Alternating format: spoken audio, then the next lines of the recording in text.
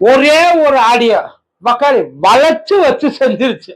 அந்த 2G case இருக்குல்ல, அந்த கேஸைய ரொம்ப கேஷுவலா ஹேண்டில் பண்ண மனுஷன் இந்த ஒரு 3 நிமிஷம் ஆடியோ ஆள முடிய பிச்சுக்கிற அளவுக்கு ஆக்கிருச்சு. ஏன்னா கவர்மெண்ட் சமாளிச்ச மாதிரி கட்சியை சமாளிக்க முடியாதுல்ல. அங்க இந்த புதுப்பேட்டையில வர சீன் தான் நடக்கும். அந்த வேட்பாளர் அறிவிப்பப்ப அப்படின்னு சொல்லி அந்த தனுசு அப்படியே அந்த கட்சி எடுப்பாப்புல, அங்கதான் அப்படியே கூட்டமா திரள் வாங்க என்ன கட்சி எடுக்கிற, நாங்க யார் தெரியுமா? அதே மாதிரி எல்லாரும் அவனுக்குள்ள வருஷம் கட்டி நிப்பாங்க, சமாளிக்க முடியாது. இதெல்லாம் நல்லா தெரிஞ்சவர் தான் ஐயா ராசா. ராசானா ஆண்டிப்பட்டி ராசான்னு அர்த்தம், அதுதான் ராசா. ஆனா இப்ப அந்த ராசாவுக்கு என்ன சொல்றாங்க தெரியுமா? ஆடியோ ராசா, ஆப்பு ராசா, ஆளின் நாள் அழகு ராசான்னு ஒன்னும் பண்ண முடியாம முண்டிக்கிட்டு இருக்காங்க. ஏன்னா இப்ப சமாளிக்க முடியாது. இப்ப அந்த ஒரு ஆடியோ தான் வந்து பயங்கர பாப்புலரா பேசிக்கிட்டு இருக்க. இந்த ஆடியோ எலெக்ஷன்ல ஏதாச்சும் எஃபெக்ட காட்டுமான்னு காட்டுனா கண்டிப்பா காட்டும். ஒண்ணு பெரிய விஷயமே இல்ல. அப்போ 2G கேஸ் வந்தப்போ கூட இங்க ஒண்ணு பெருசாலாம் ஒண்ணு சேஞ்சஸ் ஒண்ணு இல்ல. அங்கதான் அடி வாங்கிச்சே தவிர இங்க எதுவும் அடி வாங்கல. இப்ப அப்புறம் ஏப்ப இந்த டைம் இது எலெக்ஷனுக்காகத்தான் எடுத்து விட்டுருக்காங்க. அதுல ரொம்ப நல்லா ஒண்ணு இல்ல, பல இடங்கள்ல கைய வச்சு கலைக்க முடியாத ஒரு கட்சி. இது வரைக்கும் எல்லா இடத்துலயும் கலைச்சு விளையாண்டாங்க இஷ்டத்துக்கு. ஆனா தமிழ்நாட்டுல அதை வந்து முடியல அவங்களால. ஆக்சுவலி அதான் உண்மை. இது எலெக்ஷன்ல அந்த எஃபெக்ட காட்டுமா கேட்டீங்கன்னா கண்டிப்பா முன்னாடியே சொன்ன மாதிரி ஒரு எஃபெக்ட் இல்ல. கணத்துல போட்ட கல்லு மாதிரி கிடக்கு. நமக்கு அதை பத்தி எல்லாம் பேசுறதுக்கு நேரம் இல்லை. ஆனா என்ன மேட்டர்னா உள்ளுக்குள்ள இப்ப பிரச்சனையை அவர் நிரூபிக்க வேண்டியது மக்களுக்கு இல்ல, அவரோட தலைவருக்கு. ஏன்னா அதுல பேசுன பேச்சு எப்படி, அந்த ஆடியோ பார்த்தோன்னீங்கள அது நம்புற மாதிரியும் இருக்கு, நம்ப முடியலன்னு சொல்ல முடியாத மாதிரியும் இருக்கு. அதாவது கிட்டத்தட்ட அது அவரோட வாய்ஸ் தான். அது அவரே ஒத்துக்கிறாருப்பா.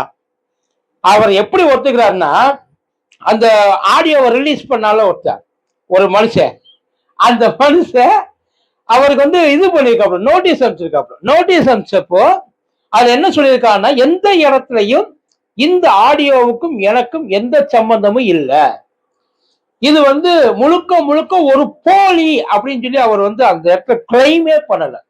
அவர் பண்ணிருக்கிற ஒரே ஒரு கிளைம், வாய்ஸ் என்னோடது தான், ஆனா அதுல இருக்க வேர்ட்ஸ் என்னோடது கிடையாது. அந்த வேர்ட்ஸ நான் பண்ணதை காட்டிலும் இவங்க வந்து சில பல இதெல்லாம் பண்ணி இருக்கிறாங்க, முன்ன பின்ன திருச்சு வெட்டி ஒட்டி, அதுக்கப்புறம் அவங்களுக்கு ஏத்த மாதிரி அந்த மெசேஜ் அவங்க வந்து கன்வே பண்ணியிருக்காங்க அப்படின்னு தான் சொல்லியிருக்கிறாரே தவிர அந்த ஆடியோல இருக்கிறது நான் இல்ல அப்படின்னு அவர் எங்கேயுமே சொல்ல. ஏற்கனவே பிடிஆர் அண்ணன் பண்ணியிருந்தார் இல்லையா, ஏஐ டூல்ஸ் வச்சு இந்த என்டையர் ஆடியோவையும் இவங்க பண்ணிட்டாங்கன்னு சொன்னார்ல, அந்த மாதிரி எல்லாம் அவர் சொல்லல. ஏஐ வச்சு அங்கங்க என்னென்னமோ பண்ணிருக்காங்க, இது வந்து எனக்கு டிஃபர்மேஷன் கேஸ், என்னுடைய நன்மதிப்பை வந்து கெடுத்துருச்சு, அதனால பகிரங்கமா மன்னிப்பு கேட்கணும், நிபந்தனையற்ற மன்னிப்பு கேட்கணும். இந்த ஆடியோவை எவர் ரிலீஸ் பண்ணாலும் அவன் நியாயமா இந்த ஆடியோவை ரிலீஸ் பண்ணவன் மன்னிப்பு கேட்கணும் அப்படின்னா அது அண்ணன் கூட இந்த யாரோ ஒருத்தர் மன்னிப்பு கேட்கணும். யாரு? ஆராசன் இருக்காரு, அவர் கூட யாரு இருந்தாயோ அவங்கதான் மன்னிப்பு. ஏன்னா அவர் ரிலீஸ் பண்ணி தானே இது வெளியிலேயே வந்திருக்கு. கூட இருக்கிறவங்க தானே இதை ரெக்கார்ட் பண்ணி, இது ஒண்ணு போன் பேசினப்ப பண்ண ரெக்கார்ட் கிடையாது. அப்படின்னா கூட இந்த பெகாசஸ் ஸ்பைவேர்னு சொல்லிட்டு ஏதாச்சும் ஒன்று போயிடுவாங்க. இல்ல இந்த வாட்ஸ்அப்ல ஆடியோ மெசேஜ் மிரட்டி, இந்த சூர்யா இருக்காருல்ல, நம்ம திருச்சி சூர்யான்னு இருக்காருல்ல, அந்த சூர்யான்னு ஒரு வேலை அந்த மாதிரி ஏதாச்சும் பண்ணியிருந்தாரு அப்படின்னா பரவாயில்ல. அது அந்த ஆடியோல வந்து எவனா ஒருத்தர் டவுன்லோட் பண்ணி வேற எவனோ ஒருத்தர் ஹேக் பண்ணி அதை கொண்டு வந்துட்டாங்க. இது ஒரு 4 சவத்துக்குள்ள உட்கார்ந்து இருந்துட்டு பேசுனது, அதுக்குள்ள வந்து அவரும் கொட்டுனது என்னென்ன கொட்டு, கொஞ்சம் நெஞ்சமா கொட்டியிருக்காப்புல மனுஷன். அதாவது கலைஞருக்கு அப்புறம் கட்சி எனக்கு தேன்ற லெவலுக்கு பேசியிருக்காப்புல. அது மட்டும் இல்லாம ஐயா ஸ்டாலின அவரால் டெல்லியில போயிட்டு என்னத்தை கிழிச்சிட முடியும், பேசிடுவாரு, கொஞ்சம் வெயிட் பண்ணி, எல்லாம் என் அறிவுக்கும் என் அழகுக்கும் ஈடாவாரா அவரு, நான் சொல்லல, இது அவர் பேசுனது, அறிவுக்கு அழகுக்கு ஈடாவாரா, இவங்க எல்லாம் என்னை என்னன்னு நினைச்சுக்கிட்டு இருக்காங்க, எனக்கு நிகர் எவனாச்சும் இருக்க முடியுமா, என்னால வந்து என்டையர் கட்சியையும் கண்ட்ரோல்ல அப்படியே வச்சுக்க முடியும் அப்படின்றத அவர் பேசியிருக்கார். அவருக்கு காண்டு தேவையில்லாம என்னைய கொண்டாந்து கோத்து விட்டாங்கப்பா. என்னைய கொண்டாந்து கோத்து விட்டாங்க. அது கோத்து விட்டது கூட பரவாயில்ல, அவங்களுக்காக நான் உள்ள இருக்கேன். ஆனா அவங்களுக்கு எனக்கு சம்மந்தமே இல்லை அப்படின்ற மாதிரி அவங்க என்னைய வந்து அனாதையா விட்டுட்டாங்கல்ல. அந்த கோபம் நியாயமானதுதான்.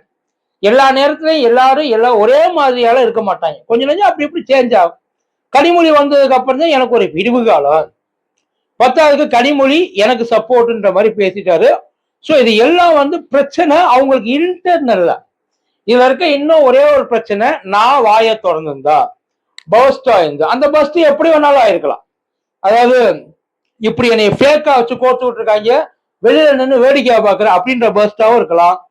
ஏன்டா நான் ஒண்ணுமே பண்ணல, செஞ்சதெல்லாம் நீங்க செஞ்சதுக்கு நான் எதுக்குடா உள்ள இருக்கணும் அப்படின்ற பஸ்டாவும் இருக்கலாம். பட் ஆனா அங்க அவரு ஏதோ ஒரு விதத்துல ஒரு ஹோல்ட கையில வச்சிருக்கிறாரு. எவனாலையும் இப்ப இத வந்து உண்மையில எப்படி கோர்ட்டை ஈஸியா சமாளிச்சிருவாரு. ஏன்னா அங்க ரூல்ஸ் இருக்கு. இங்க ரூல்ஸே கிடையாது. பார்ட்டியில கட்சியில அவைய கூப்பிட்டு கேட்ட கட்சி கழட்டி விட்டுச்சுன்னா என்ன ஆகும்? இல்ல அப்படின்னா இப்ப பிடிஆர் என்னன்னா ஒண்ணுமே இல்ல. ஒரு டைம்ல வந்த பீக்ல பிடிஆர் பயங்கரமா இருந்தது. ஆனா இப்ப பிடிஆர் இருக்கிற இடமே தெரியல. அந்த மனுஷன் மேல எல்லாருக்கும் மதிப்பு இருக்கு, மரியாதை இருக்கு. ஆனா அதே நேரத்துல கட்சியில அவருக்கு அது கண்டினியூ ஆயிருக்கான்றதுதான் தெரியல. அவர் பேச்சு எடுபடுமா? அவர் சொன்னா கேட்பாங்களா? அவர் உள்ளுக்குள்ள வந்து வாட்ச்மேனாவது அவரை வந்து மதிப்பாரா? தெரியல. இப்ப அதே நிலைமை ராசாவுக்கு வந்துருமோ? குறைஞ்சபட்சம் பிடிஆர் அண்ணனுக்காவது ஒரு பேருக்கு அவருக்குன்னு சொல்லிட்டு ஒரு தனிப்பட்ட, அவர் வந்தாலே ஒரு தனிப்பட்ட ஒரு மரியாதை அவருக்கு இருக்கு. ராசா அண்ணன் இப்படி ஒதுக்கிட்டா மொத்தமா அண்ணனோட அரசியல் வாழ்க்கை காலி. பட்ட நாமம் போட்டுருவாங்க. நம்ம எவ்வளவு பெரிய மண்டையா இருந்தாலும், நம்ம கிட்ட எவ்வளவு சொத்து இருந்தாலும், ஏரியால எவ்வளவு செல்வாக்கு இருந்தாலும், ஒட்டு மொத்தமா எல்லாத்தையும் பொசுக்கி விட்டுருவாங்க. ஒண்ணுமே திரும்பி பார்க்கிறப்ப எதுவுமே இருக்காது, மொத்தமா காலியாகி போயிருக்கான். அதெல்லாம் அந்த வேலையெல்லாம் பண்ணக்கூடியவதான். அது ராசானுக்குமே நல்லா தெரியும். பட் வெளிப்படையா பண்ணல அப்படின்னாலும் அவருக்கு நல்லா வழங்குற மாதிரி ஃபீல் ஆகுற மாதிரி எல்லாத்தையும் செஞ்சு விட்டுருவாங்க. இப்ப இதுல இன்னொரு பிரச்சனை என்னன்னா, இந்த வீடியோவை ரிலீஸ் பண்ணாலும் மனுஷன் மாரிதாஸ், அந்த மாரிதாஸ் எவ்வளவு பெரிய காரியத்தை செஞ்சு விட்டு இப்ப அந்த ஆளு எப்படி தைரியம் கொடுத்து, அந்த ஆள் எவ்வளவு கான்பிடண்டா இருக்கா பாரு. அந்த ஆள் கொடுத்த ரியாக்ஷன்ல மறந்து போய் உட்கார்ந்து இருக்கிறாங்க. நான் மன்னிப்பு எல்லாம் கேட்க மாட்டேன், ஆனா கேட்கிறேன் மன்னிச்சிருங்க. ஏன் மன்னிச்சிருங்க அப்படின்னா, நான் மன்னிப்பு கேட்க முடியாதுன்றதுக்காக மன்னிப்பு கேட்கிறேன். விளையாடுறாங்க அவங்க. நான் கான்பிடண்டா இருக்கேன்.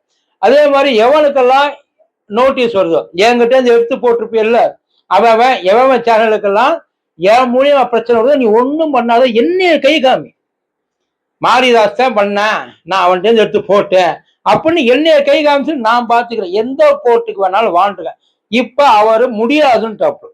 மறுபடியும் இன்னொரு நோட்டீஸ் அனுப்பக்கூடாது. என்ன பண்ணணும்? இழுக்கணும். வா கோர்ட்டுக்கு வா, இது உண்மைன்னு நிரூபி. இப்ப உண்மைன்னு நிரூபிக்கலன்னு வச்சுக்கோங்களேன், அது பிரச்சனையே இல்லை. மாரிதாஸுக்கு நிரூபிச்சிட்டான்னு வச்சுக்கோங்க, ராசாவை அதுக்கப்புறம் வந்து எந்த இடத்துல கொண்டு போய் நிப்பாட்டுவாங்கன்னு தெரியாது, உண்மையிலே தெரியாது. ஆனா எவ்வளோ ஒருத்தன் கூடவே இருந்தவன் தான் இந்த வேலையை பார்த்துருக்கான். அது மூலியமா கட்சியும் வந்து பிரச்சனையாகி போயிடும். அதுக்கப்புறம் வெளியில ஜட்ஜ்மெண்ட் கொடுத்தாங்கல்ல கோர்ட்டு, அங்கேயும் பிரச்சனையாகி போயிடும். மறுபடியும் கேஸை ரீஓபன் பண்ணுவாங்க, எல்லாரையும் கூப்பிடுவாங்க வரிசையா. கனிமொழி வாங்க, ராசா வாங்க, ஐயா ஸ்டாலின் வாங்க, தயாநிதி மாறன் வாங்க, எல்லா சன் நெட்வொர்க்கெல்லாம் வாங்க, எவ்வளவு வரிசையா இது எல்லாத்தையும் டீட்டெயில் கேட்பாங்க. நோண்டி நொங்க எடுத்துருவாங்க. ஆனா 10 வருஷமா அந்த ப்ராஜெக்டை பத்திரமா வச்சிருந்துருக்காங்க பாருங்க. எப்ப ரிலீஸ் பண்றதுன்னு நேரம் பார்த்து காத்துட்டு கிடந்திருக்காங்க சார். மொத்தத்துல அவரு இது வரைக்கும் அது நான் இல்லைன்னு கிளைம் பண்ணல. இவரு நான் மன்னிப்பெல்லாம் கேட்க முடியாது, நான் எதுக்கு மன்னிப்பு கேட்கணும், செஞ்சது நீ, மன்னிப்பு கேட்கறது நானா அப்படின்னு அவர் நிக்கிறாப்புல. இடையில நான் இல்லாதப்ப நீ இன்னும் என்னென்னலாம் பேசுன அப்படின்னு சொல்லிட்டு மேல ஐயா ஸ்டாலின் ஐயா இந்த 10 வருஷம் கழிச்சு, ஒரு 10 வருஷத்துக்கு முன்னாடி கூட இது தெரிஞ்சிருந்தா தாங்கி இருப்பாப்புல. ஆனா இப்ப அவரால் கொஞ்சம் தாங்க முடியாதுல்ல. இன்னும் ஏகப்பட்ட இதுல கனிமொழி அக்கா வேற இருக்காரு, அழகிரி அண்ணன் வேற பாவம், அவன் நிலைமை ரொம்ப மோசம். இந்த வேலையெல்லாம் நீ பார்த்திருக்கியா அப்படின்னு சொல்லி ஸ்டாலின் ஐயா யோசிப்பாரு. இது பெருசா வெடிக்காது, ஆனா டேமேஜ் நிறைய கிரியேட் பண்ணும். பார்ப்போம். நன்றி.